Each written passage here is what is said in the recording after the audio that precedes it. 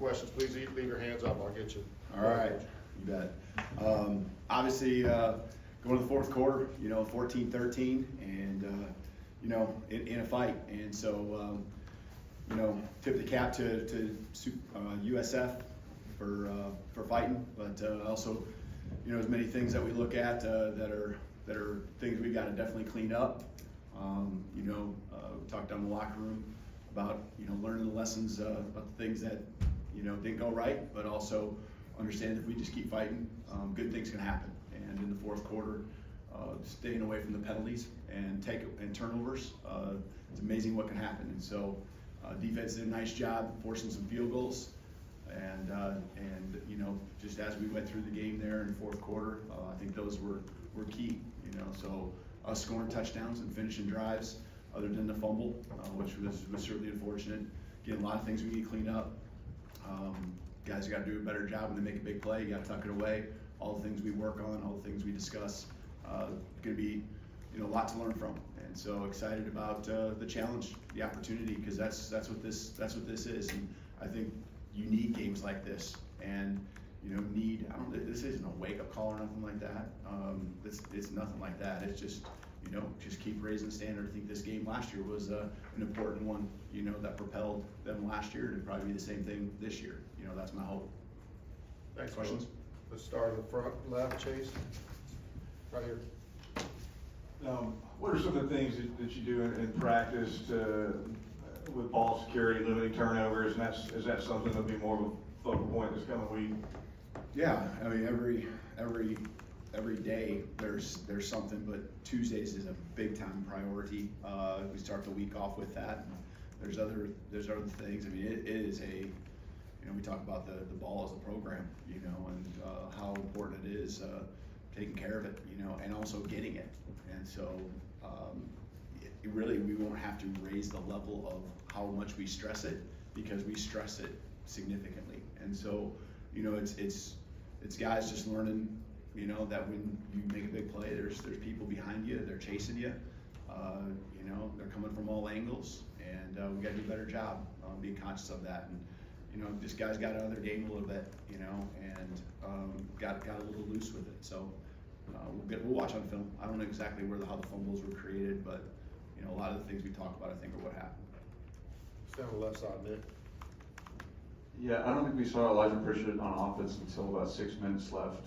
What went into him not playing until then, and kind of then inserting him at that point? Yeah, he got last game just a minor ding, and we were trying to get through him. He didn't practice much early in the week, but practiced Wednesday and Thursday, and so was ready to go. Probably worked a little bit more on the left side, and we felt good, after the week was we've gone through the week of that, that we were just going to roll with what we had with Book and Gino. But he was ready to go. He could have started the game, and we were just trying to hold on as long as possible.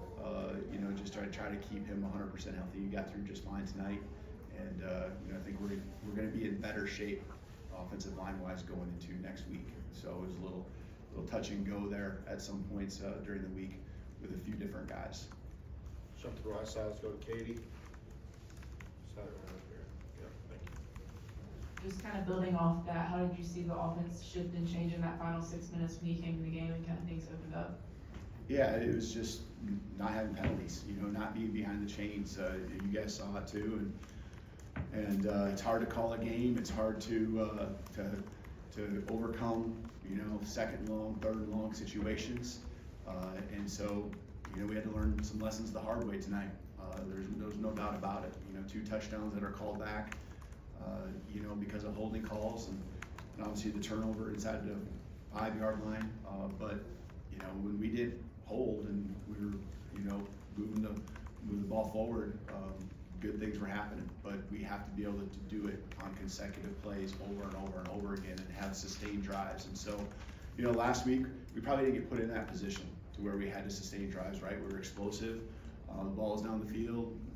Guys were making huge runs, and so that mindset, has to kind of carry over from this week to next week, in understanding that we have to grind the ball grind it out every once, grind it out. It can't just be explosive plays. And with that comes, executing. And there's other things too that we certainly can be better on, things we can help Jalen out with. Jalen, I know how he is. He's going to put it all himself, and that's the way he always is. But there's other things we can do to help him out. Sometimes they're kind of on the borderline of a missed assignment. It's just guys not executing and helping him out as well as they could up front. The skill guys, it's a whole team effort. On offense, every guy's got to execute.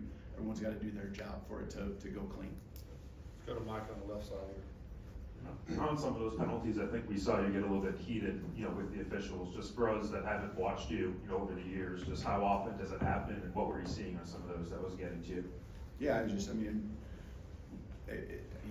they obviously saw, and I saw some things too on why they called stuff. But there's other things I felt, and when you get into where it's that tight, now all of a sudden everything gets called tight, and so I get it. It's just, I'm just trying to make sure kind of that everyone's held accountable, and got to hold my guys accountable when we are executing and doing things. And there's a lot of calls that, most of them we were holding. We were doing things that you can't do, and we got to clean up our part of it. But just making sure that the things that I saw also that I was addressing, that I wanted to make sure they kept an eye on.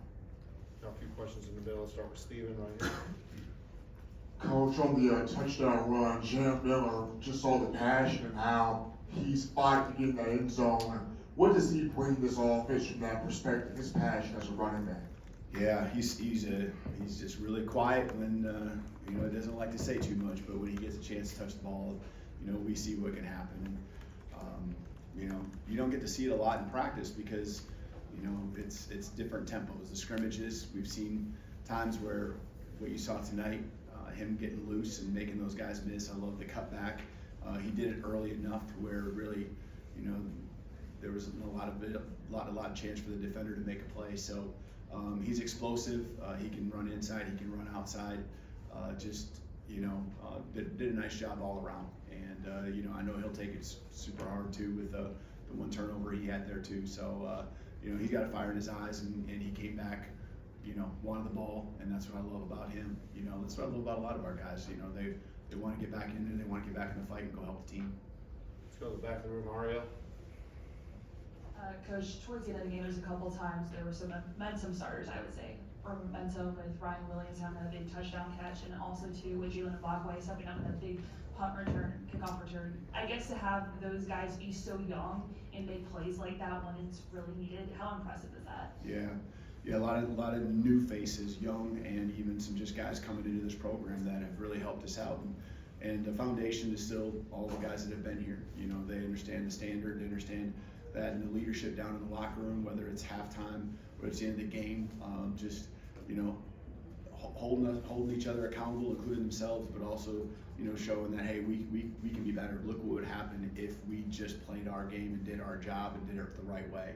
And Ryan, and the catch that he had, I love that that Jalen has enough confidence in him to rip it out there and let him go make a play, because there's a lot of options on that one play for Jalen. He can hand the ball off, he can throw a little perimeter throw, and he can also throw a hitch out there, and he chose to go to Ryan with the hitch. And identification, being on the same page, I love that he trusts, Ryan in that moment, when we got to keep the chains moving. We're looking to score, of course, but Ryan coming through. He's done that a few times now, obviously, and those are just the steps that I love seeing. Bach stepping in when we needed a return, and doing what he did. That was really key. He just unfazed, hopped in there. He's very confident. We've got a lot of confidence in him. Unfortunately, obviously Cole went down, and he was ready to go. Time for a few more questions. Start on the left side to Tony. What did you see, or what did you think of Tyler Booker's move to left tackle? And then he's so good at run blocking from that left guard spot. Do you feel like you guys kind of were limited in that move, or in some of your consistency in the running game? I think wherever he's at, we're really good.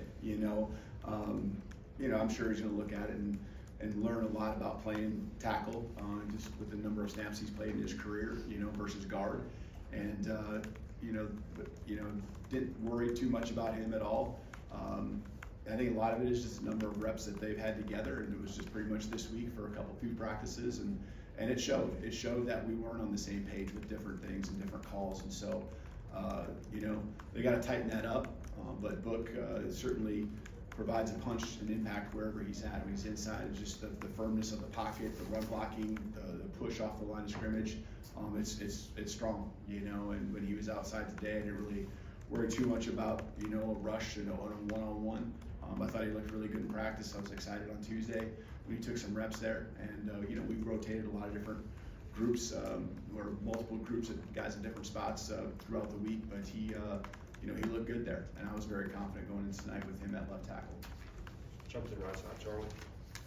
You mentioned a couple minutes ago when Cole Adams went out, just do you have an update on where things stand with him? Yeah, he just had an arm injury, and I would say we'll have to see, exactly where that's at, just to the extent of that, I didn't necessarily see, and I didn't even realize it was his arm until he kind of got up. I thought it was something lower leg, but we'll kind of see where he's at throughout the week. But unfortunately, I mean, he was, I think, more just frustrated that he got hurt than it was maybe even the pain that he was going through. But I'm sure didn't feel good.